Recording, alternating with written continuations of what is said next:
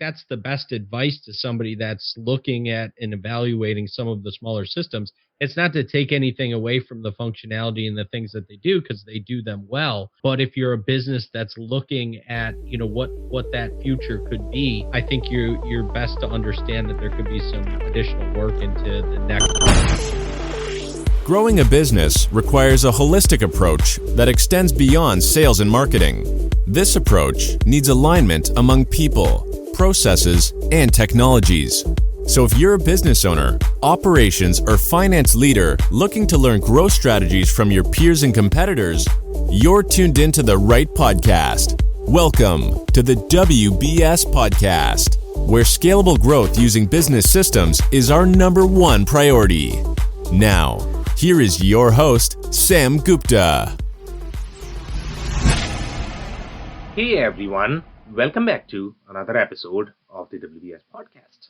I'm Sam Gupta, your host and principal consultant at independent ERP and digital transformation consulting firm Elevate IQ, which ERP system has been in the market for more than 20 years and designed from the perspective of job shops. It is the ERP that was built by shop owners who had owned a shop before.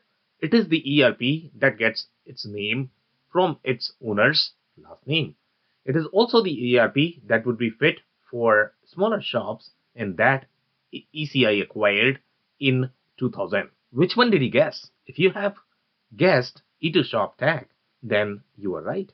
In today's episode, we invited a panel of industry experts to review E2 Shop's capabilities. We covered many grounds, including its superior data model compared to other smaller products targeted for job shops, such as ECI M1 and ProShop. Finally, we discussed unique features that are commonly found in the products targeted for make-to-order manufacturing, such as release functionality for sales orders, and discussed if these features might be necessary or might be a result of broken processes. With that, let's get to the conversation. Hello, everyone. Welcome to today's show. And if you're joining for the first time, this is part of our industry series for which we meet every Tuesday at 5:30 p.m. Eastern, and we pick one vendor or the solution that we review independently. For today, we have a very interesting manufacturing solution. It's called Shoptech. And obviously, it has a lot of different names, I guess, after ECI acquired, and now probably it's going to have completely different names. So we are going to have a lot of fun discussing all of that. Before we do that, we are going to start with everybody's intros. I am going to start with my intro. If you don't know me, I am Sam Gupta, principal at Elevate IQ. Elevate IQ is the independent ERP and digital transformation consulting firm. On that note, I am going to move to Dave for his intro.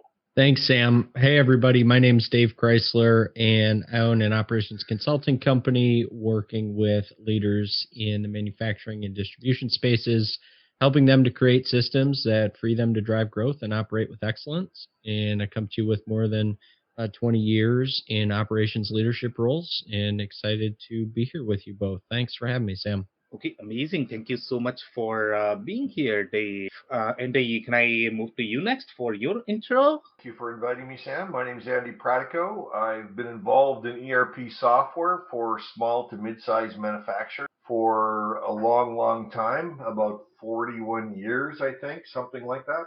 I live in British Columbia, Vancouver. I lived in the U.S. for 10, 11 years, and I've worked with manufacturers all over North America throughout my career.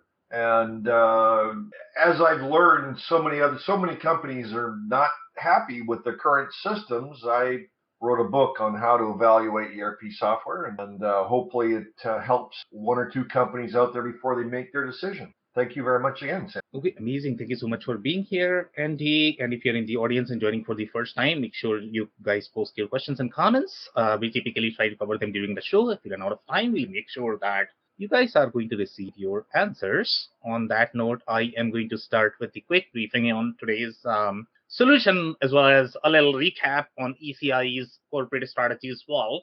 And then you guys can chime in based on whatever experience you might have with the product or so now, when we go back to our ECI discussion when we had, and we discussed that ECI the way ECI likes to approach the market, they are going after the market that is going to be slightly smaller than your Epicor, Infor. Epicor, their strategy is very similar. The way Epicor or Infor were formed as the company, the way they are approaching. In fact, Aptean is probably in the similar bus as well. So these four companies, I try to put them in the similar bucket. The only difference between these four companies is going to be the kind of size of companies that these guys are trying to target. ECI in general is trying to target slightly more smaller. I like to define it as more of the QuickBooks segment. That is going to be, and Andy is probably going to be asking me the size of those companies. So I'll throw it out there, and that is going to be roughly 5-ish to 15-ish $1 million is how I like to define the size for the ECI market. Maybe 20. 5 to 20, you figure? 15 to 20, yeah, that's my take on ECI's product offering in general. These are going to be very single site, smaller shops, the companies that cannot afford to have a real ERP, in my opinion. Even though ECI's product lines are far superior than a lot of different vendors that we have in the market, but again, they are designed for slightly more smaller operations. They are not going to be as sophisticated in planning MRP. Once you are at $20-30 million range, that's when you sort of you become slightly more sophisticated in your planning and your inventory. But before that, you are probably going to be okay, even if you are not doing that. So that's the kind of market segment that I like to define. Majorly the kind of acquisitions that you have seen, especially last year, they were really aggressive in acquiring a lot of different companies. I believe last year they had acquired Decom, if I'm not off. And they were also acquiring a lot of different companies. But 2022, I don't think we have seen a lot from ECI. They have released some features to different product lines, but nothing major as such in terms of the acquisitions. In fact, Epicor slowed down a little bit as well, maybe because of the market expectations. So I don't know any ERP vendor that are super active at this point of time in the market in the acquisition game. Now, coming back to your E2 Shoptech and some of the other product lines that they have, and obviously ECI has a lot of different product lines in their portfolio. They got a lot of them from the company called Exact, and that is going to be your Makulas of the world, Maxes of the world. And then you obviously have the E2 Shoptech and the Job Boss. Job Boss also came as part of your Exact acquisition. Again, if you look at the architecture from the design perspective, the way these products are designed, they are very simplified in general. They are designed for smaller businesses. E2 Shoptech, is very different product, and it typically competes, in my mind, right now, it would be competing with number one, ECI M1, their own products, I guess. then Job Boss. Then it's going to be competing with your Syspro, I would think. SAP Business One. I'm gonna think ProShop and E2 Shop and Global Shop 3. They are probably going to be competing head to head in general. Now, if you look at the product architecture of E2 Shoptech, I personally like it. Okay, that's very rare in this particular space. It is designed more from the ERP mindset perspective. The data model is not too off, that you are going completely off. And if I remember correctly, I guess when we reviewed ECI M1, I probably didn't like that. Dave, Andy, you guys can remind me. There was one product that was completely off, and I was like, okay, now this data architecture is completely off from the ERP industry. So was that M1, Sam, or which one was that? Do you remember? I thought that was Global Shop. No. Global Shop was okay. Global Shop, had really clunky UI. Different. If I remember correctly, Global Shop we reviewed long. Yeah, they're down in Houston. There was one product recently that was developed in Australia by a VAR. My understanding is that was ECI M1. I don't know what I'm missing here.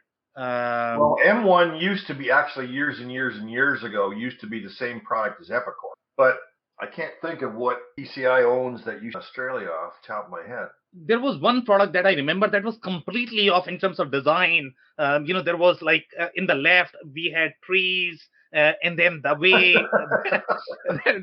the way their jobs were, I mean, see, it was almost like a tree structure, which was like completely off from what you would Okay. see in the Well, we'll have ERP. to research that, Sam, to figure out Yeah, who it is yeah, you're yeah. thinking about. We need to go back and look at our list. Okay, we have reviewed like a Yeah. million products, and sometimes it becomes very confusing which one we are talking about.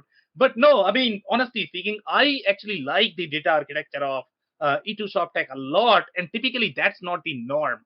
When you look at any of the products that are going to be targeted for these job shops, typically their data or the product architecture is going to be so off, then you are probably going to have data migration issues later on, and that's always my fear when I look at these products. Now, when you are going to be really small and you don't really care for your historical data, you are simply trying to get to that $20 million mark, you might be okay, I guess. But I think you will have significant issues if your data is going to be too off from your mainstream ERP categories. ProShop in particular, when we reviewed ProShop was way off in general from the ERP industry. That was my personal concern. They're a small vendor, though, Sam. They've only got so many dollars to invest. Right? It's not the question of dollars. I think it's also a question of expertise and the experience and the skill set and the way you are positioning your product. Okay. So typically, when any of the products that are going to be positioned for job shops, in my experience, the way they like to sell and market is, hey, mainstream ERPs don't work, and that's why my product is better. Okay. They have designed it very differently because that's how they saw it. They don't really have formal computer science degree or the computer engineering discipline. Typically, these are going to be manufacturers who were frustrated with the whole ERP industry, and that's how they created these products. So there is a different mindset. Here, when you talk about the mainstream ERP industry, we are talking about tons and tons of research dollars that universities are investing in studying the data, and that's how your SAPs of the world are created. Okay, you might complain a lot that SAP doesn't work. But point is, most of the ERP system, when you talk about real supply chain planning, in supply chain planning, there's a lot of research that is happening with the material science, the way your material is supposed to be structured in your manufacturing environment, the way your production is supposed to work. Okay, people do PhDs in these things. So some people, who grew up on a shop floor, they might believe that whatever they teach in the universities doesn't matter, but that's not the case. I mean, see, most of the ERP systems, if you look at their data architecture, they are going to sort of follow the similar trend. I mean, you will follow trends. There might be a little bit of deviation, but for the most part, if you're looking at mainstream ERP system, they typically don't go way off. Sam, I dug back to, it looks like it was the ECI M1. Right. Yeah. I knew it. Yeah, that's what I mean. Typically, when I'm doubt you, Sam. We should never doubt you. No, honestly speaking, I mean, when I look at any of the job shop product, my take on those is going to be that they are going to be way off. Okay. So when I look at, okay, now this is a small product that is designed more from the ERP mindset, I kind of like. Okay, the same thing goes for Odoo as well. Odoo is a very small product in general, but if you look at the data architecture, the way it is designed, it seems like people had a little programming. They had architected a system before. It's not coming from a shop floor. That's the only thing I am trying to mention here. But in this particular case, E2 Shoptech, by the way, this system was not designed by people who had the software architecture or the engineering background. This was designed by people from shop floor, but I think they spent a lot of time in studying how these systems work. So, or maybe ECI did a lot of work in this. But in general, when you look at the product architecture, it's better than most products that are targeted for job shops. It's definitely better. So I personally like it, and that's probably the reason why, if you talk to any of the job shop owners, they probably don't like E2 Shoptech. Okay, and the reason why they don't like E2 Shoptech is because the other companies are trying to pitch, you know what, E2 Shoptech is not going to work. It is going to be too difficult for you to learn because, there's a little learning that goes when you adopt any sort of ERP system. And most job shop owners, they are not willing to do that. And that's why they like products such as your ECI M1 ProShop, because they are trying to sort of create the architecture the way, shop likes to see it, as opposed to training their people how ERP is supposed to work. Fair statement. Okay, do you guys have any comments before we start on these Well, points? I'm sure we're going to talk about a lot of things today. I mean, obviously, the E2 product with ECI is merged with the JobBot system today. and now it's called Job Boss 2, which is going to be really interesting on what happens there, because if you think about E2 and Job Boss, they were both targeting almost identical type companies, like you said, job shops, small job shops. So it'll be interesting how it all flushes out once everyone gets a good feeling of what this new thing can do and cannot do. And that's a very interesting commentary, and I can think more from the ECI strategy perspective, because it is also very difficult for them. Okay, and the reason why they chose to merge your Job Boss and E2 Shoptech, because they were slightly relatable. Your M1 is a completely different beast. Okay, so that's going to have its own community, its tribe, and that product is very difficult to re-architect, and that's why they are not touching that. So you have sort of the community that they have for M1, and this is the similar problem, I guess, some of the other companies are facing. For example, let's say if you look at Epicor Eclipse, that's going to be a completely different community. Okay, you don't touch that. So that's why you don't have a lot of innovation that is happening on those products, because they are way off from the industry. But in the case of Epicor Eclipse, I can see why you would have that community, because there is a business rationale for that. ECI M1, probably not. I just did not see that anything was too different. I guess you can re-engineer your process, and you can do use mainstream ERP products, and you're going to be fine. But that's not the case when you look at Epicor Eclipse. There is a reason why we need Epicor Eclipse. Yeah, ECI M1, not too sure. So you think that the M1 product may not have a long future? Well, depending upon whether people are willing to move or not, and if they are not willing to move, how many companies are going to be on that is going to be a question, right? So that's the sort of when you have these small tribes that they have their own faith and beliefs, and they are not willing to change. So there has to be something that needs to happen. I don't know, Jay, maybe you have some comment there, but yeah, I don't know what can be done. Hey, the reality is the E2 and the Job Boss system both target the same audience, so it makes sense to merge it into one. It's going to be much easier for ECI going forward. Yeah, but if you look at the market, the way job shops are targeted, to be honest, I mean, companies like ProShop, companies like or systems like ECI M1, they are going to be throwing jabs at Job Boss, as well as your E2 Shoptech, that these systems suck. They don't work for your company. That's why you think M1's going to say that they are all fighting with each other. They are going to have different teams, Andy. Yeah, I mean, what are you talking about? You know this, right? How this works? Yes, I know. I know how that goes. Exactly. Any other comments, guys? Okay, so let's start with the slides. So here I have a little bit of history on E2 Shoptech. So here they are saying E2 Shoptech software has been incorporated since 1984, which is a long time.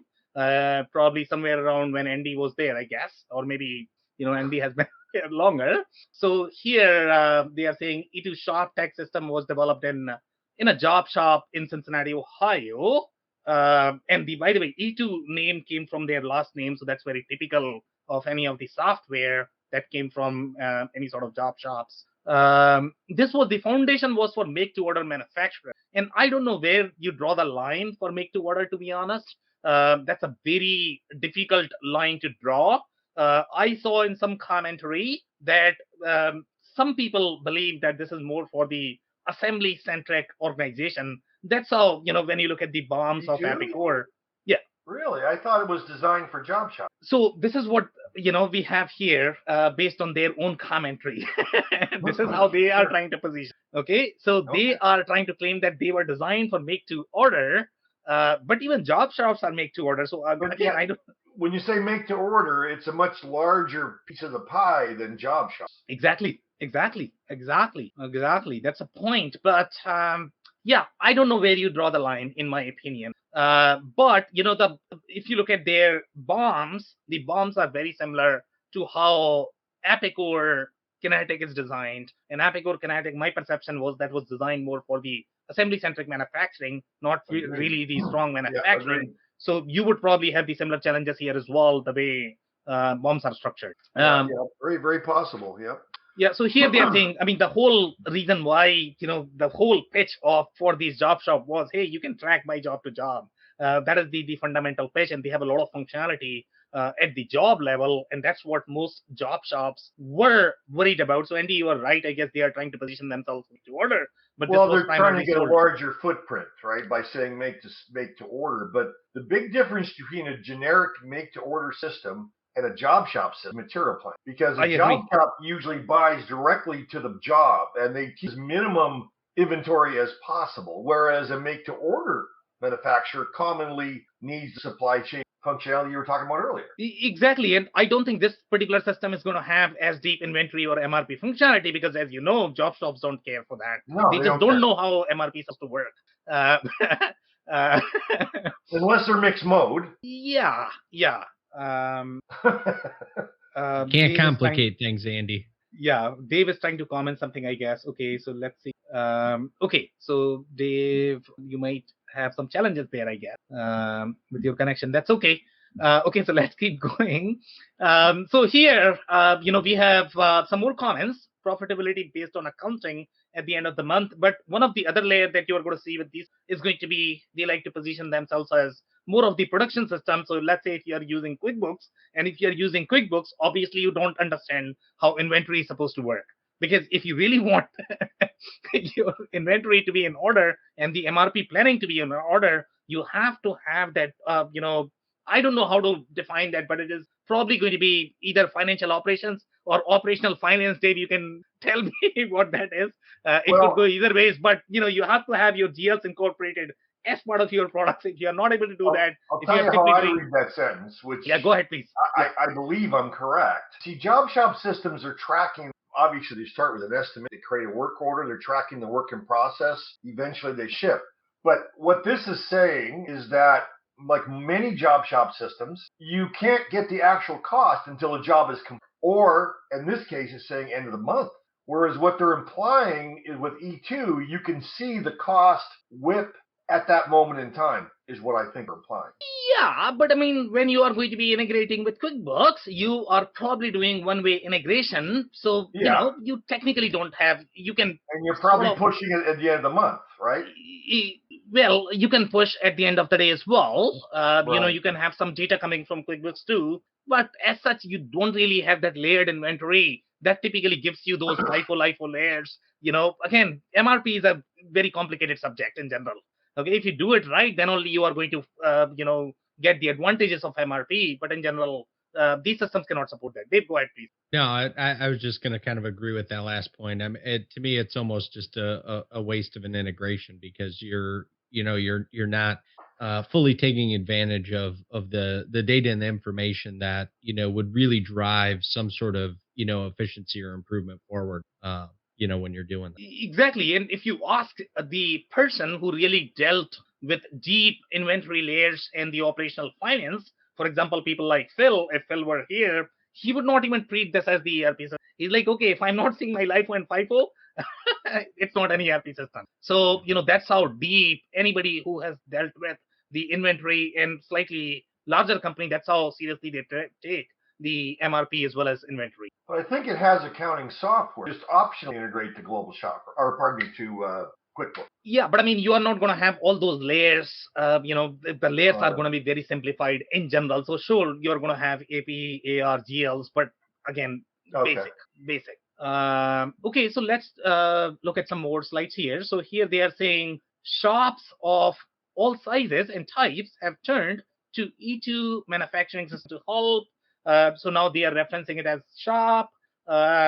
So Andy, you are right that it is probably targeted for shops, not really make to order, because make to order is probably going to be slightly bigger in general. Here are and by the way, Missy, I love these screens. The way this product is architected, very clean. It's very clean. It looks like they have hired some architects. It's not just the developers who are trying to figure out. So this is very, very well done. The UX is amazing. The way the product appears, it has very similar feeling as Job Boss, and that's the reason why they are trying to merge both of these products, because this is going to be an easy integration as opposed to merging your M2. At least I'm not qualified to do that. I don't know about other people. So here we have some very interesting feature sets that I have not seen in any other systems, which are going to be things like quote date, follow-up date, expires on. Okay, this could be very handy when you have just, you are a very small shop, and you need to follow up on your code. But again, you are not sort of doing the ERP transaction the way your ERP is supposed to work. When you have to close your sales order, if you close your sales order in the right manner, then probably you don't need to worry about these things. So again, this is where they are going slightly off in general from the ERP industry. It could be very natural for a salesperson, but in my mind, they should be learning the ERP as opposed to going back, because once you hit the $20 million point, what are you going to do? Are you going to find another E2? You are not going to find. You have to join the mainstream, ERP system, or the company. Smaller job shops who usually don't have a lot of sophistication. The simple little tab, add to calendar, they must love that. Exactly. And by the way, I mean, see, the kind of people that they are going to hire, they just don't have a lot of funds to be able to train them. Okay. So when you are looking to train them on the depth of the operation and supply chain planning, that's a heavier ask. So they try to make it simpler for these guys. Okay, this is how you like to see, this is how you do your job, and here are your fields. This is what you need to worry about. That's it. We are going to be done. So, it kind of makes sense for those guys. But again, if it were my company, I would be training. Dave? Yeah, I mean, in my mind, it gets back to, the genesis of this product, right? Who created it to begin with? And typically when you look at, these smaller systems, they're looking at it from that kind of owner-operator perspective, because that's the size companies that you're typically dealing with. And it's those kind of niceties where they haven't fully thought through a completely integrated data architecture or technology architecture that would have a CRM, inclusive of this and have some of that integrated. Great points. Could not agree. Okay, so let's look at the some of the other screens here. So if you look at the scheduling, it's awesome. The way it is done, it's very tasteful. It's very pretty, and it probably can work for most job shops, and it's going to be a slightly simpler perspective. But this is probably not going to help you with your constraint-based scheduling, because it's not going to have all of those layers. What you're looking at here is an infinite scheduling. I would call this as slightly more basic than that. Oh, really? Yeah. But it is simple. It is, it is very graphical. Yeah. So the best way to think about this is going to be, let's say if I'm running a 5-people shop, I just don't have that data layer complexity. I don't have to worry about all of those things. I'm looking at simple spreadsheet. Okay, 3 columns, job in, job out. That's how my scheduling is. Why do I need to worry about 5,000 things? So the perspective is very different, and that's what these guys like to see in the simplified manner. But again, when you are going to grow, then you are going to have a lot more interdepartmental workflow that are going to be impacting your scheduling. So scheduling is not going to be as simple. But at this stage, when you are going to be that $5, $10, $15 million, it's probably going to be okay. So here we have, obviously visual planning by work center, employee department, job number. But when people, let's say, if a buyer who's buying for the first time and they don't really have the taste of the ERP system, for them, the system, Epicor and Ford, they all are going to appear very similar, because in a way, if you look at, these systems, they have very similar scheduling screens. And by the way, the other thing that is going to be really easy in this particular system is going to be that everything is probably on one screen, which is going to be extremely difficult in larger system that you have to jump around 20 or 30 different screens, because it's very hard to incorporate all of those at one place. So here we are looking at the work center perspective, employee perspective, department perspective. It's a nightmare to do this in larger systems. But again, it's very hard to incorporate all of those perspectives, because you are going to have 20 different personas, 20 different jobs, and those 20 different people have very different responsibilities. In a job shop, one guy may be doing everything. They might be doing procuring, they might be doing, planning. But when you look at the larger companies, they have a guy who does production planning. They have a guy who's going to be a buyer, and they are going to be different category buyers. There's going to be a person who is going to be responsible for picking on the shop floor. So those people are going to have very different workflows. Now, in this particular case, if you have that large organization, not everybody is going to be enjoying this, because then they are going to think that, you know what, I'm seeing 200 different things that I don't care for. Okay. So for them, it's going to be slightly more difficult. But let's say if one person does a job of 20 people, then probably this is going to be okay, because this is a very simplified workflow. I don't know if I'm making sense here, Dave. Andy, any follow-up comments there? No, I Not, think I hit the but nail on the head. I mean, any kind of a job shop system, I mean, especially for very small job shops, you want it to be as simple as possible and to make it easy, not only enter data, but follow what's going on in the shop at all times. And it appears exactly what you were describing. Dave, nothing else to add, right? yeah, the thing I was going to add about that, it to me, it's kind of an interesting, with some of these smaller solutions. To me, what I find really interesting is kind of, on one hand, you have the pursuit of keeping things simple, right? And on the other hand, you've got additional complexity. Like when I look at this screen, a couple of things that caught my eye are, time and attendance and quality.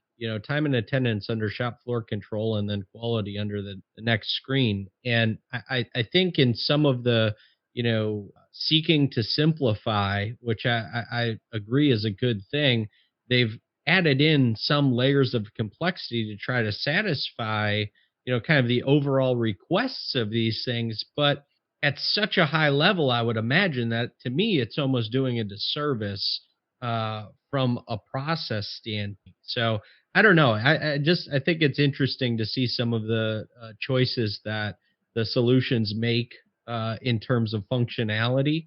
And again, then how does that translate into somebody purchasing this, and what do they think that they're getting versus what they're actually getting? And I think that's the real thing I struggle with from that kind of being a disservice from a process standpoint. It's not, in my opinion, helping these businesses get to a point that they can continue to scale and be prepared for, a traditional ERP.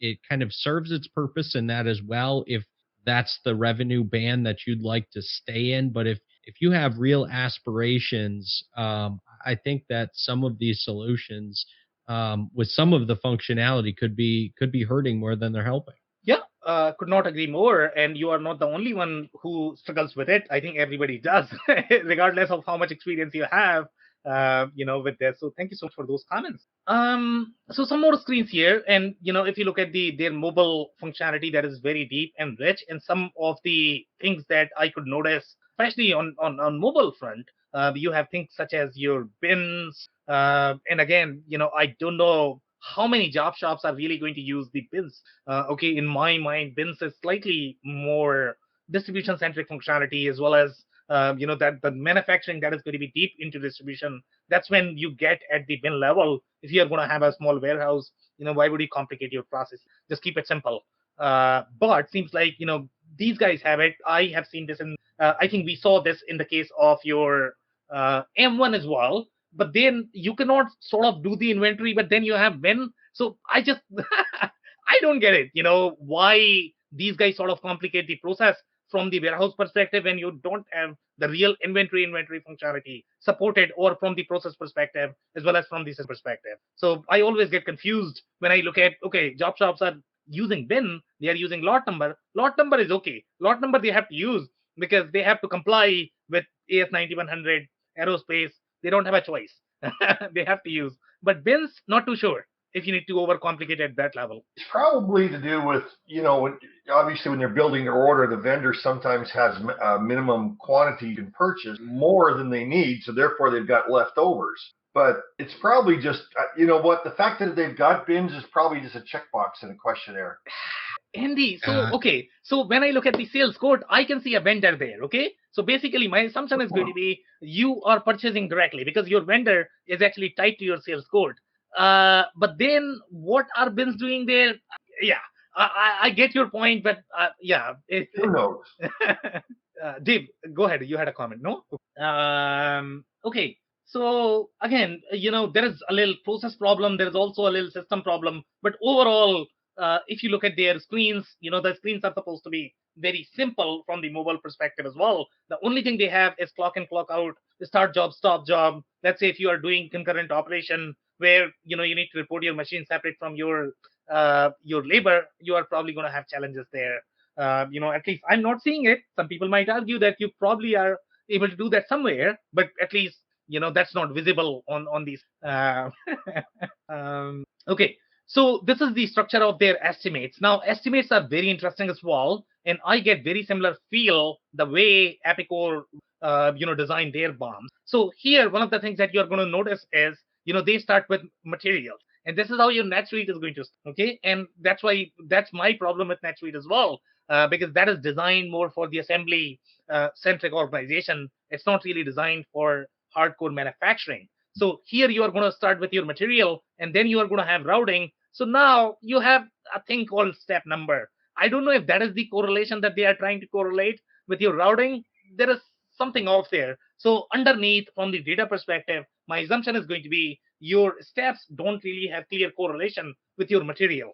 And that's where, let's say, if you're going to be very heavy engineering shop, then you want to have those correlations. That's how your CAD program is going to work. That's how your bombs are going to be from CAD perspective. And if you don't have that correlation supported by your data model, you're probably going to get challenges. But again, if you're doing light manufacturing where you don't really care for the data integrity, then probably you are going to be okay. The other point I would mention on this particular screen is going to be you just have two layers of reporting. So you just have your setup time as well as cycle time. Now, that cycle time is probably going to be your runtime. So again, if you have another layer of reporting your machine versus labor, you probably don't have that. When you are small, you can lump that up. Who cares? But when you get into the real operational efficiency, where you need to evaluate how much your machine is costing, how much your labor is costing, and where you should be putting effort to increase your efficiency, now you are not going to have that data. But again, at the level you're probably profitable. So who cares? Okay, some more comments here. One of the things that I have noticed in these kind of systems, and this was a deal breaker with a lot of customers that we have personally dealt with. So if you look at some of the automotive suppliers, you look at suppliers such as cutting tools, they are probably, the way their quoting is done, it's very different. So typically they are going to have the price breaks as part of your quote itself. Okay, for them, they don't want to send three quotes. Now, if you go to your mainstream ERP systems, they will probably not be able to support that because they want you to send three quotes. Okay, so this is a very interesting piece of functionality that some people just don't, they like to see everything as part of your estimate. Now, so here you are able to do that, but then your data is going to be off when you are going to be going to your next ERP system. So what are you going to do? Are you going to customize the ERP system to be able to support this? If you customize, you are looking at $100,000, $200,000 just for that customization. And again, in my mind, I think that's more of a process issue that these companies are able to support just because the customers are asking. But if I were doing the implementation, I would try to coach that you probably should be simplifying your process because you are not going to get in the larger system. But this is where your E2 Shoptech is off as well, that you are going to have the pricing ladder as part of your sales code that you are probably not going to find in the mainstream ERP. There are some very interesting features, and this we have seen across the board, whichever were targeted for job shops. You are always going to get the alternate part number. Then the price calculation method is very interesting.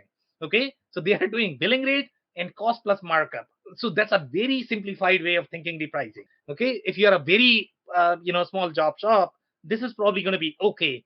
But when you look at the real pricing scenarios where you need to look at, okay, what is driving sales?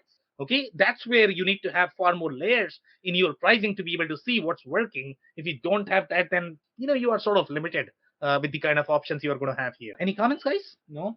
Okay, so this is the functionality that I was talking about. So this is where you are going to get price break as part of your quote itself. This is a very interesting piece of functionality that some systems are able to support. I don't know, Andy, if you have seen this in any of the mainstream ERP systems. Again, the systems that are going to be positioned more for the job shop or smaller manufacturing companies, those are the ones that are going to have this. I don't think I have seen this in Epicor Info. Obviously not anywhere. To the vendor? No. So these price breaks are selling price break. Yeah, to a customer. To a customer, gotcha. Price quote. Dave, have you seen this in any of the companies that you have worked in? Yeah. There was some functionality in JD Edwards that would allow for this, but To me, it's really a carryover, to answer the question of from a process standpoint. A lot of this, from what I've seen, is really a carryover from catalog pricing, where customers were typically used to seeing end quantity pricing and price breaks at particular quantities. So as that transitioned into, custom quoting, if you will, many customers would still request that. Well, what's the price break at, 50, 100, 250? And oftentimes the kind of wildest part about that, from my perspective, is oftentimes it was more so a comfort level from a customer visibility standpoint than it really was anything process or system related. And typically you would find customers still going for the most popular quantity, kind of regardless of what they would see in terms of a price break. So I always thought that was kind of interesting from the standpoint of that customer psychology. Well, visual was designed originally for job shops back in its very earliest days, and it does have a very similar capability here. Actually, it's almost identical. So here, Andy, you are going to have the quantity breaks on the same line, and you are going to have two different pricing. Yeah, I know. Interesting. Yeah. So let's say my challenge with this functionality is, let's say if I wear my sales hat, okay, I'm thinking like like a sales leader. This is wonderful. This is what I want. But now, when you are going to think this from the process perspective, okay, so let's say if the customer says, I want 50 and I am looking for the price of 49.50. So what do you do after that? Are you going to kill this quote and going to create another quote that is going to have 49.52? Or are you going to modify on this one? So you should be able to modify it when the customer is converting it to the order.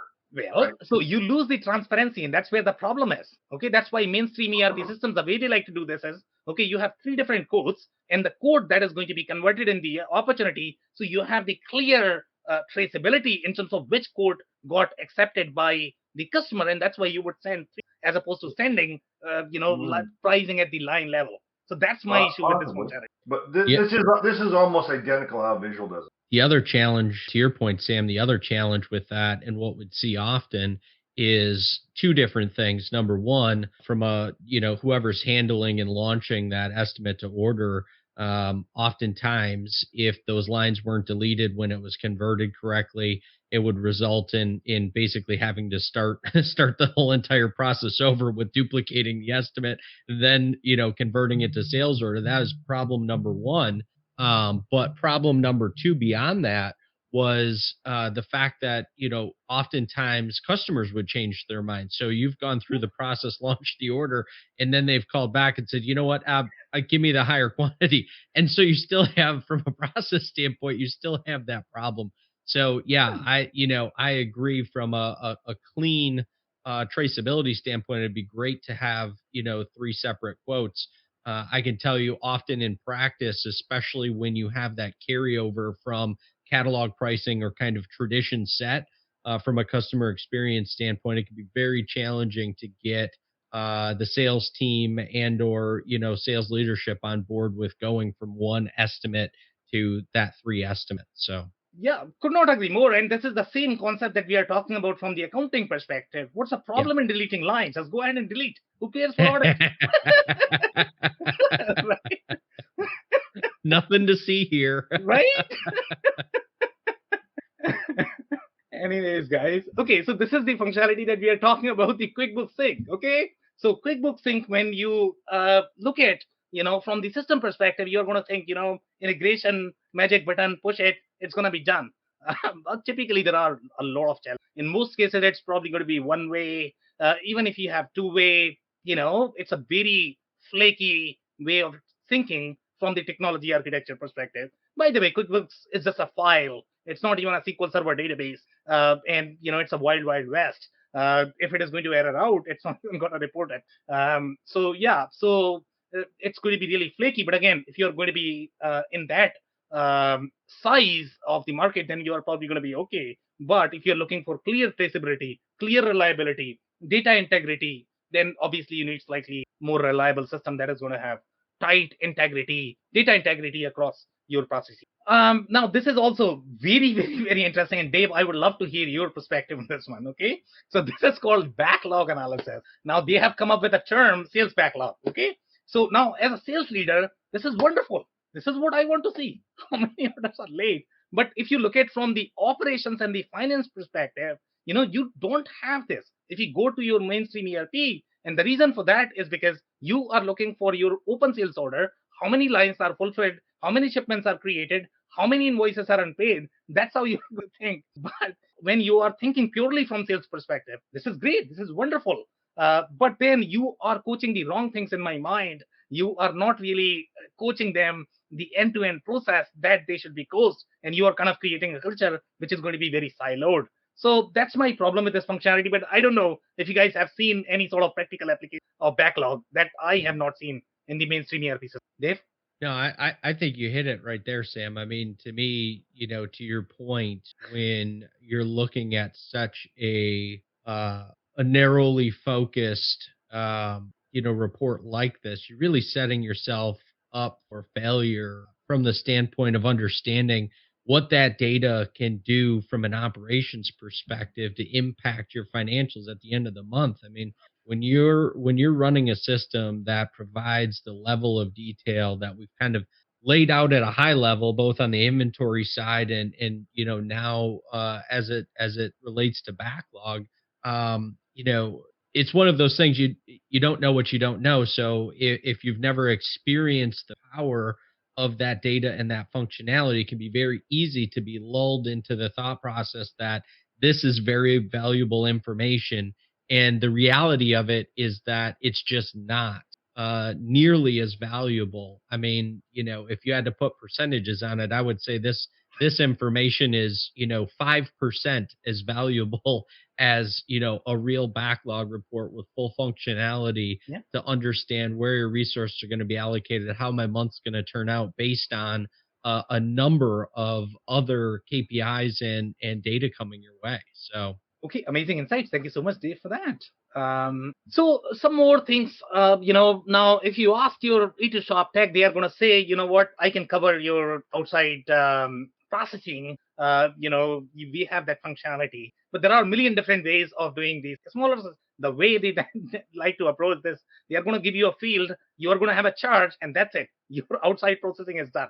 And that's how it is done in E2 Shoptech. Okay. So, but typically when you are looking at the complete workflow, end-to-end integration of your financial as well as operational workflow from the finance perspective, financial control perspective, as well as operational planning perspective, the way this functionality is to work is you are going to have a step as part of your BOM. The BOM is going to result in purchase order. There's going to be a little bit of inventory exchange. The inventory needs to be accounted in your system, but here you don't even care for inventory, so who cares? You can, update your GLs as much as you like.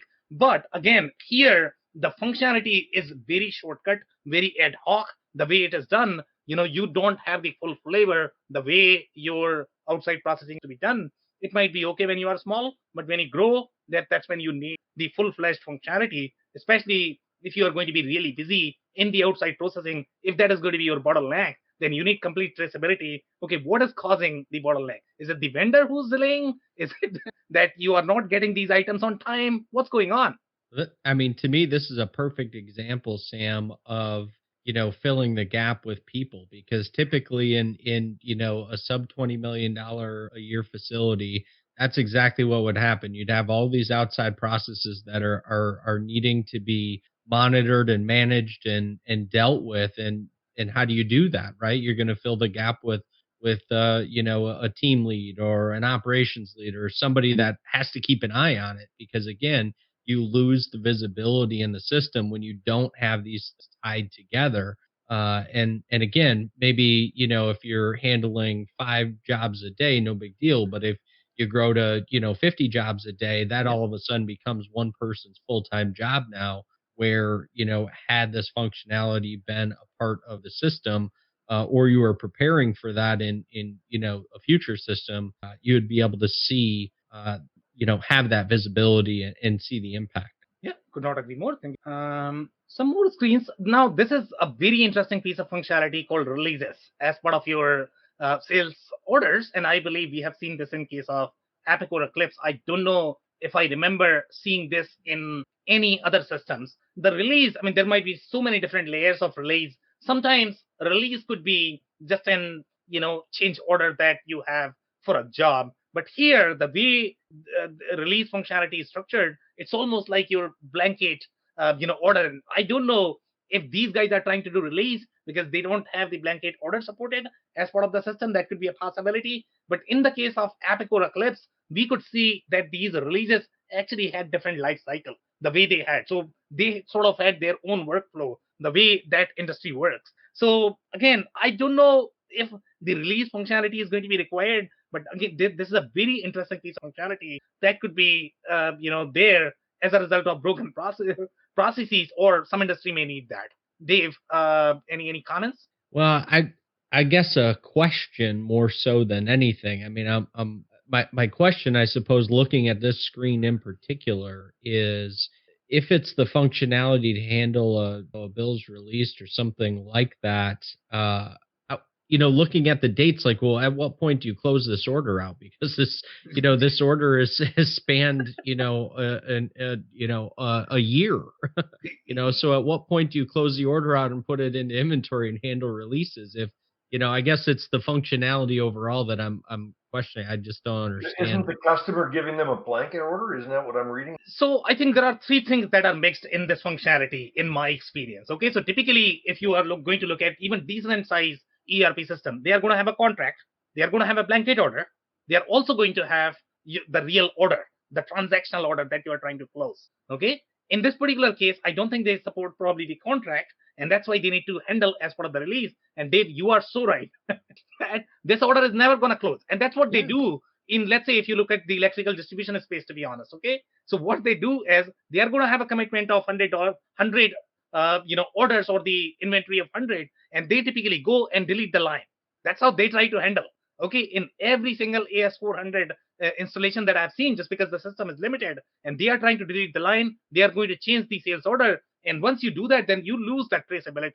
That's my challenge with the whole release functionality, that this becomes more of either the blanket order or as the contract, and you are sort of playing the proxy. But I don't know. I mean, see, if you are going to require this, I don't know. Yeah, I mean, that's just a big challenge and a big red flag from a visibility standpoint. To your point, you just, no matter how you have to try to work it in the system, you end up losing that visibility, and then the data becomes worthless because it becomes that, oh well, yeah, on that particular order we do this, and then on these particular orders we do this, and so how do you look at your financials and kind of reconcile, from an operations standpoint, how do you reconcile what happened and ultimately work towards, improving process? I mean, I'll tell you an answer, Dave, if you're looking for. Make GL entry. Everybody does. It's a wild west. Just what your accountant wants to hear. Right? It's easy. It's easy math. Everybody can do plus and minus. I mean, what's the big deal? Close your books. Oh, my goodness. Okay, so let's look at some of the reviews. So here they are saying this is the user 11 to 50 employees manufacturing company. They actually like the backlog, the shipment summaries, obviously. And I don't know who this person is, to be honest, because we don't have the title of the person. But my assumption is probably going to be this person is either in sales or customer service. They will absolutely love this because it's their perspective. But is operations or the supply chain person, are they going to love it? Probably not. What else do we have here? This is the business development this is for this review. So it's not really, we don't know if the review number 1 has any sort of title. Here they are saying great for backlog and shipment summaries. Also very good at keeping track of partial shipments. That's very interesting. I didn't realize that they will be able to support 1 to N scenarios, but seems like they have some way of tracking the partial shipments. At least the way the data was laid out, I didn't see that they would be able to support 1 to N scenario. It seems like they can probably do that somehow. So here they are saying make partial packaging slips so that we make them for exact amount of parts we ship. And then system also helps us create a router which goes on the shop floor with each individual job. Again, the process is very disconnected there. the way I'm reading this. So then they are saying there is an improvement that is required when it comes to production schedule, because it does not notify when we are running late on jobs. It needs to be done manually currently. So why do you need to get notified when you are late on a job? Is that the scheduling problem to begin with? So I don't know how to read that. That seems to be more of a training issue, Dave. Uh, any commentary there? I would say it depends on what they're referencing, because I could see in a system like this where they may be thinking that there should be some sort of a flag then that goes customer facing to notify them of some sort of a delay. That in my mind would fit along with the kind of sales. I agree with you that this is probably somebody in one of those types of positions based on how the rest of the review reads. But that's my I think it'd be customer facing and external notification, not in. Exactly. And we have some more comments here, and then we can open up the floor. So here they are saying, it's difficult to make changes to the order once in process. And there is a fundamental reason why ERP systems don't allow you to make changes to the order, because the other person is actually working on that order. So you actually ask the other person to make changes to whatever changes you want to make. You don't simply make to the order, because if you make, then the other person is not going to pick it up. So in my mind, this is all training issue. There's nothing wrong with the product app. Okay, guys. So I'll open up for the commentary. If you guys have anything. Well, E2's been around for a long time. It's got a good following, and as long as we say every week, as long as they stay in their lane, I think they've got a great product for a nice small job shop. It seems fairly intuitive and fairly easy to follow, and the price is good. It's a great price system. Dave? Yeah, I don't disagree with any of that, Andy. I think the challenge, is always about understanding what the trajectory of what you're trying to do is. And if the trajectory of your business, if you feel like you're going to, be scaling it significantly, this may be a situation where, purchasing up to the next to another level of system may benefit you. There's nothing wrong with starting at a place like this, but I do think with some of the smaller systems, from a buyer's perspective, you just have to be mindful to understand what you're getting, and that some of the functionality is really not helping you from a process standpoint prepare if you are to scale to that next level. So think about it from the standpoint of, if we go with this system, then be prepared to redeploy process, retrain people, and be prepared for a much lengthier implementation in the future. I think that's the best advice to somebody that's looking at and evaluating some of the smaller systems. It's not to take anything away from the functionality and the things that they do, because they do them well. But if you're a business that's looking at, what that future could be, I think you're best to understand that there could be some, additional work into the next station. Any other final comments, guys? Okay. So, Dave, I'm actually going to have to agree with whatever you said in the last, and that's where the real, cruxes of these smaller system. Whenever you are going to buy any of these smaller systems, the implementation time is going to be far longer for the next one, or it is going to be garbage in, garbage out, or you are going to be unlearning and relearning a lot. But one of the things that I like about this system is this one is not as off as some of the other competing systems in this particular segment. So this is far superior than any other systems that you are looking at, and you are probably not going to be investing as much later on when you are going to be going for the next. On that note, that's it for today. If you joined for the first time, this was part of our industry series, for which we meet every Tuesday at 5:30 p.m. Eastern. So make sure you guys are not going to miss next week. We are going to come back with another vendor or the solution. On that note, thanks everyone for tuning in tonight. Thanks very much, Sam. Thanks, Sam. I cannot thank our guests enough for coming on the show, for sharing their knowledge and journey. I always pick up learnings from our guests, and hopefully you learned something new today. If you want to learn more about Dave Chrysler, head over to thechrysler.club. It's THECRYSLER.CLUB. If you want to learn more about Andy Pratico, head over to ESsoft.com. It's ESSOFT.com. wbsp406.com. Links and more information will also be available in the show notes. If anything in this podcast resonated with you and your business, you might want to check other related episodes, including the interview with Brian Kippen, who shares his insights on robotic cell technology and how that can be implemented to increase capacity. Also, the interview with Dave Chrysler, who shares his insights into the nuances of the cannabis market and value chain. Also, don't forget to subscribe and spread the word among folks with similar backgrounds. If you have any questions or comments about the show, please review and rate us on your favorite podcasting platform or DM me on any social channels. I'll try my best to respond personally and make sure you get help. Thank you, and I hope to get you on the next episode of the WBS Podcast. Thank you for listening to another episode of the WBS Podcast. Be sure to subscribe on your favorite podcasting platform so you never miss an episode. For more information on growth strategies for SMBs using ERP and digital transformation, check out our community at WBS.rocks. We'll see you next time.